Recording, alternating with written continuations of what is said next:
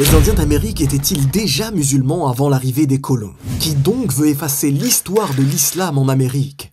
Et pourquoi les programmes scolaires n'en parlent pas? Révélations choquantes, faits historiques religieux cachés et leçons de vie incroyables. C'est ce que contient cette vidéo et c'est ce que nous allons voir maintenant.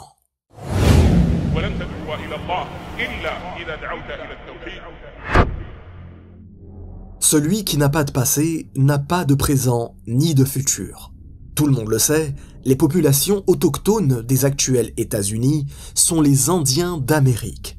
Pour beaucoup, un Indien d'Amérique est assimilable à l'ennemi du gentil cow-boy, à des tribus vivant sous des tipis, adorant des divinités de bois, ou simplement un peuple de sauvages, sanguinaires et sans pudeur.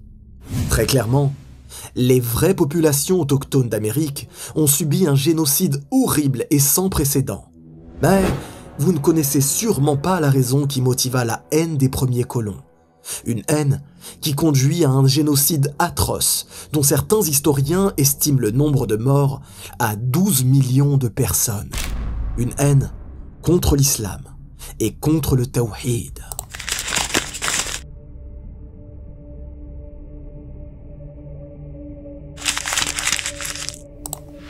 Disons-le clairement, l'ensemble de l'histoire de cette civilisation a été réécrite par les colons, réécrite par les gagnants. Ce que l'on sait, c'est que les Indiens d'Amérique vivaient de façon civilisée il y a déjà plus de 4000 ans. Des traces de cérémonies religieuses, des traces de temples, des inscriptions, des méthodes de calcul ont été retrouvées, faisant de cette population une population non sauvage, sédentaire et civilisée. Il n'y a absolument aucun doute sur le fait que des prophètes ont été envoyés pour appeler au tawhid dans cette région il y a bien longtemps. Dans toute région du monde, quand un peuple s'égare, un prophète lui est envoyé pour lui permettre de retrouver la croyance purifiée du tawhid, l'unicité. Allah nous informe dans la sourate Ibrahim au verset 4 « Et nous n'avons envoyé de messagers qu'avec la langue de son peuple, afin de les éclairer. Allah égare qui il veut et guide qui il veut, et c'est lui le Tout-Puissant, le Sage. » Et dans la sourate Al-Isra au verset 15, « Et nous n'avons jamais puni un peuple avant de lui avoir envoyé un messager. » Ainsi, ce peuple, comme tous les autres peuples du monde, oscillait entre tawhid et shirk, en attendant l'arrivée du prophète de l'humanité, Muhammad, sallallahu alayhi wa sallam.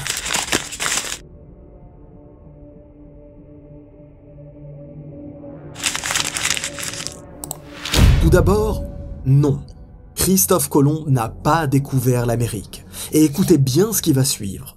Des preuves indiquant que des Vikings avaient foulé la terre américaine avant Christophe Colomb sont assez claires et existent. Au Xe siècle déjà, un certain Éric le Rouge rapporte dans ses sagas islandaises avoir posé pied sur cette terre.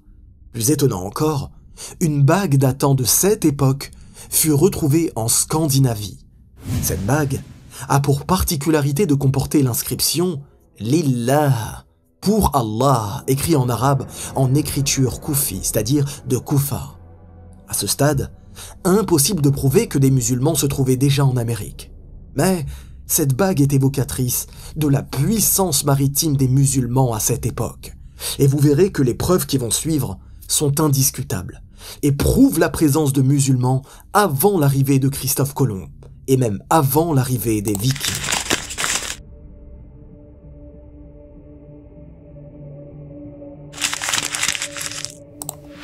Il est tout d'abord important de souligner que, de façon indiscutable, le roi du Mali, Aboubakr II Mansa, a mené une expédition vers les Amériques en provenance du Mali 200 ans avant Christophe Colomb.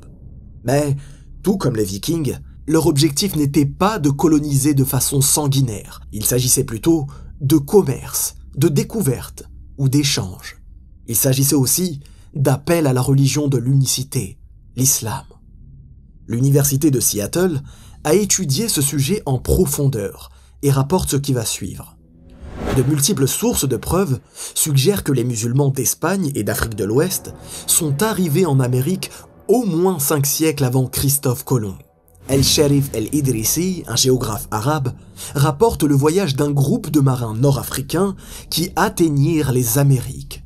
Un groupe de marins a navigué dans la mer des ténèbres et du brouillard, l'océan Atlantique, depuis Lisbonne, afin de découvrir ce qu'elle contenait et dans quelle mesure elle était limitée.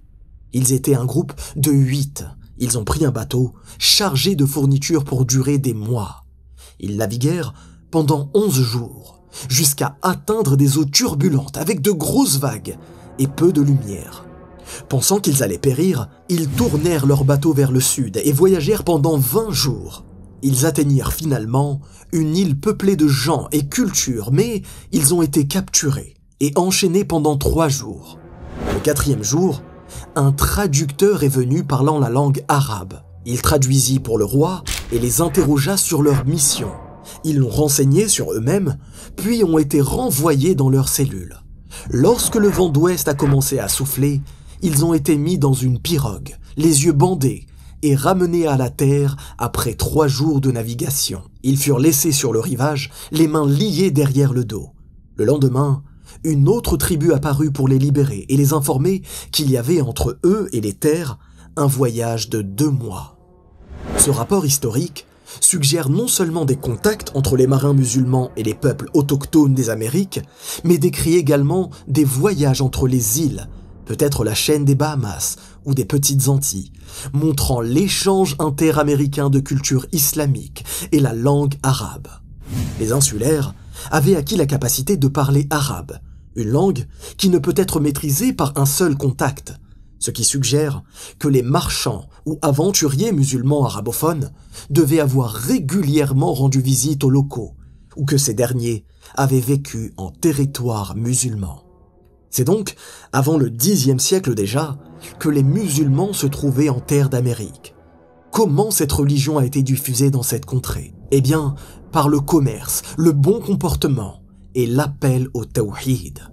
Toujours selon l'étude menée par l'université de Seattle, en outre, la découverte de pièces de monnaie trouvées dans la région sud des Caraïbes, au large des côtes du Venezuela, sert à valider les rapports des historiens et des géographes concernant les voyages des explorateurs musulmans à travers l'Atlantique.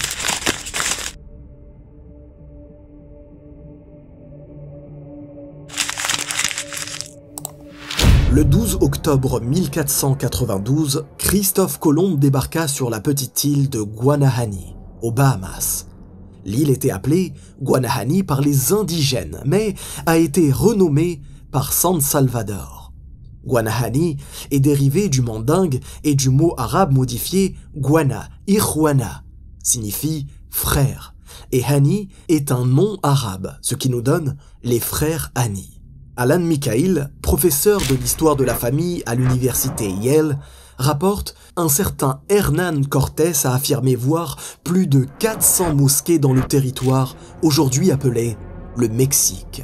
Les Amérindiens revendiquent clairement avoir bénéficié de leur religion par un peuple venant de l'Est, qui serait soit les Morabitoun, soit l'Empire du Mali. Plusieurs villes portent d'ailleurs des noms arabes ou musulmans, et ce, depuis les Amérindiens. Kofa en Arizona, Yuma en Arizona, Mecca en Californie, ou Taos, dont les vestiges des anciennes villes existant encore aujourd'hui ressemblent à s'y méprendre au village marocain datant de plusieurs centaines d'années. Le professeur Barry Fell, conférencier à la retraite de l'université d'Harvard, est également membre de l'American Academy of Science and Art, de la Royal Society, est catégorique sur l'arrivée de l'islam en Amérique dans les années 650, fondant cet argument sur la calligraphie koufique appartenant à cette époque que l'on retrouve dans de diverses fouilles à travers l'Amérique. Si les paroles du professeur Fell ont une valeur de vérité, alors les musulmans étaient arrivés en Amérique à l'époque de Uthman, ou du moins de celle de Ali, le 4e calife. Le professeur Fell utilise à nouveau les résultats de diverses fouilles archéologiques, entreprises dans de nombreuses régions des États du Colorado, du Nouveau-Mexique et de l'Indiana, pour affirmer la construction d'écoles musulmanes au cours de la période 700 ou 800 de notre ère. Les écrits, les dessins et des calligraphies inscrites sur des rochers découverts dans les terrains les plus reculés représentent des reliques conférées par les systèmes élémentaires et intermédiaires de l'éducation musulmane de l'époque. Ces documents ont été écrits dans les anciennes laines koufiques de l'arabe nord-africain, couvrant des sujets tels que la lecture, l'écriture, l'arithmétique, la religion, l'histoire, la géographie, les mathématiques, l'astronomie et la navigation par exemple. Bref, je vous mets l'ensemble des preuves en description, et je m'arrête là, car reniera cette réalité seulement celui qui ne veut pas y croire.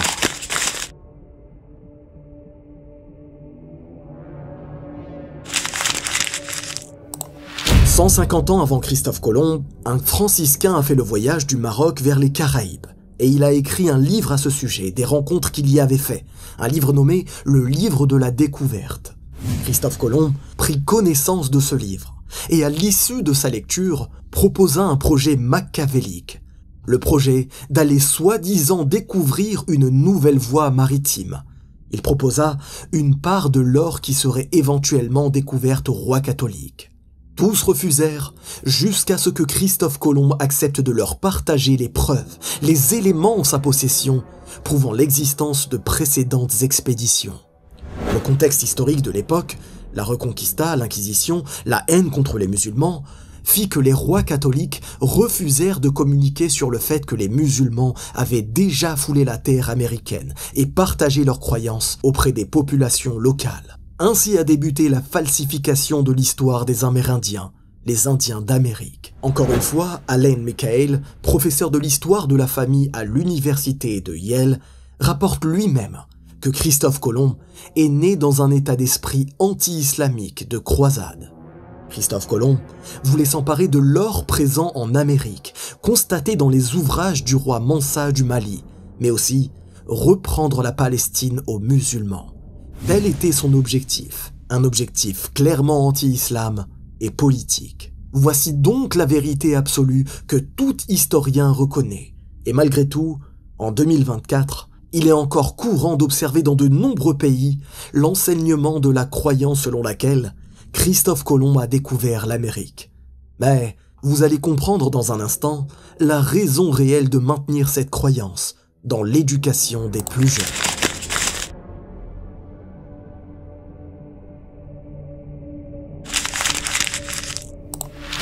Thomas Jefferson, George Washington et d'autres auteurs ont incorporé certains principes islamiques dans la Constitution américaine.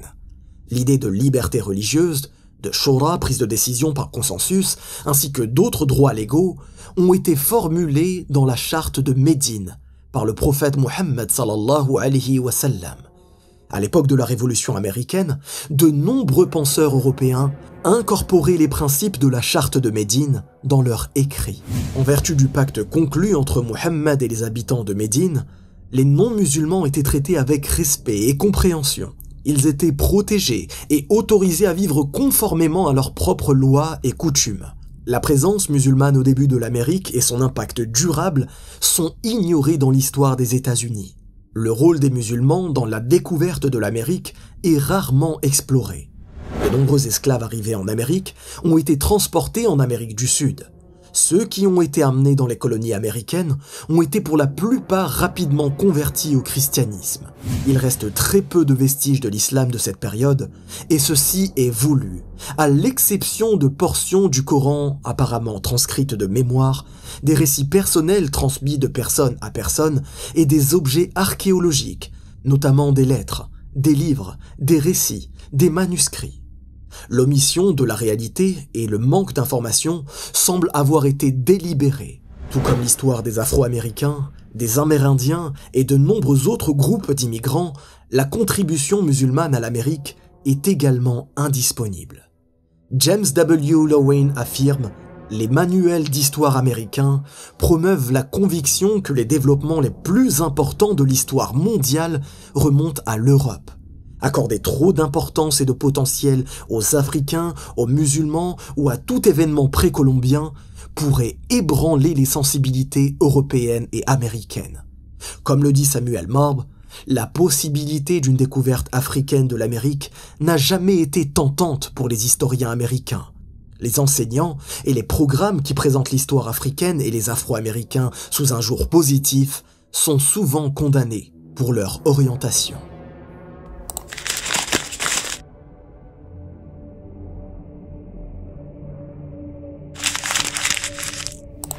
Vous savez maintenant qu'il est important pour chacun d'entre nous d'être curieux sur le monde qui nous entoure, qu'il est important de rechercher la science religieuse, et particulièrement celle du tawhid, qui nous permet de prédisposer notre cœur à la compréhension de ce bas monde, à la compréhension de ce qui est en réalité évident. Si cette vidéo vous a plu, n'hésitez pas à liker, à vous abonner et à la partager en me disant en commentaire quel prochain pays souhaiteriez-vous voir abordé dans cette série. Si apprendre à parler arabe t'intéresse, simplement en regardant une série vidéo et sans savoir lire et écrire, j'ai créé une formation spécialement pour cela avec des résultats incroyables. Pour plus d'infos, clique sur le lien en description. Je te dis à très bientôt, Inch'Allah. Wallahu a'lam. Barakallahu fikum. Wassalamu alaykum wa rahmatullah. Si tu as aimé cette vidéo, tu aimeras très certainement celle-ci qui aborde le sujet de l'islam au Sénégal.